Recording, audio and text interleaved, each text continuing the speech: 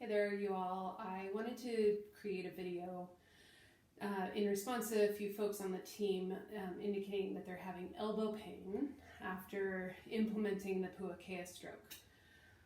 One of the things I want to own out loud is that we started initiating the bent upper wrist pretty early in people's training in this new technique. I had been considering whether to share with you the bent wrist that early, because I do see it as sort of an advanced skill that really needs to be connected to your lats.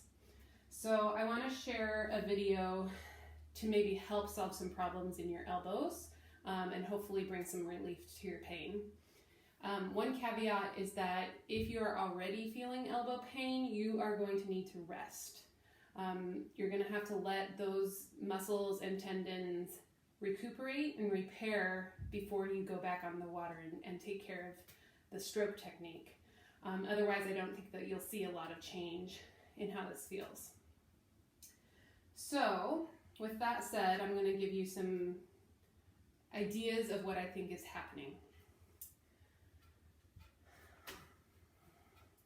In our past stroke, we kept this upper wrist locked and straight. And in our dragon boat stroke and our past OC stroke, we also felt a lot of top shoulder drive. We were very dominant with our top arm. You could see us pushing, right? Like this. Now watch the muscles of what activates when I just push. I can feel this shoulder muscle activating. You can see this muscle activating. I'm feeling my forearm activate. I'm feeling my wrist activate. So you can give that a shot and see how that feels. What we're working on is taking out the dominance of that top arm drive and putting it here. Now you can tell by my muscle contractions here. I'll do it on this side. Sorry, this is not me being glorious and looking at my own body. It's for your examples. Notice how my lats are firing. You can even see it in my chest and my abdominals, right? That's the lock drill. That is an initiation of the backside of our body before we even take a stroke. That is not done at all with this top arm push, okay? So, what I think is happening is that if our lats aren't used to this activation, we're getting top arm push, even though we have a bent arm. Yep. So this is a good drill for you. Just take your arm like this and focus on making this tight.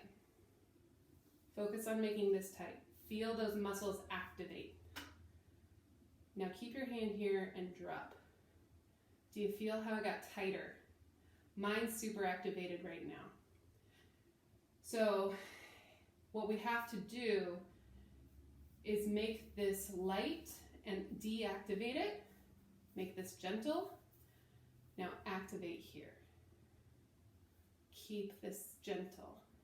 Feel your muscles here. Wiggle your fingers. And now bring the wrist down gently. That's about all I want. I don't want this. I want this. I want my top to be gentle, and this is screaming right now. Okay? So, I want you to play around with that. I want you to maybe do some of this at home with some of the videos we sent you in the past to practice being here and activating lats. It's going to activate your pec muscles. And every once in a while, work on not activating your forearm. Not activating at all when I'm doing this, right? I think that's going to help. And please feel free to disregard some of the bent wrist language so that you're really bringing your focus back in here. The last thing I would say is, like, you can imagine that there's a down string from here and there's a down string from here, and there's a puppet pulling, right? I don't know if this is a great metaphor, but the strongest pull down comes from here, not here. This is a minor string. You see how even this started working? Yeah, that's it. Like that, we're trying to pull down with our wrists and our top arm rather than our lats.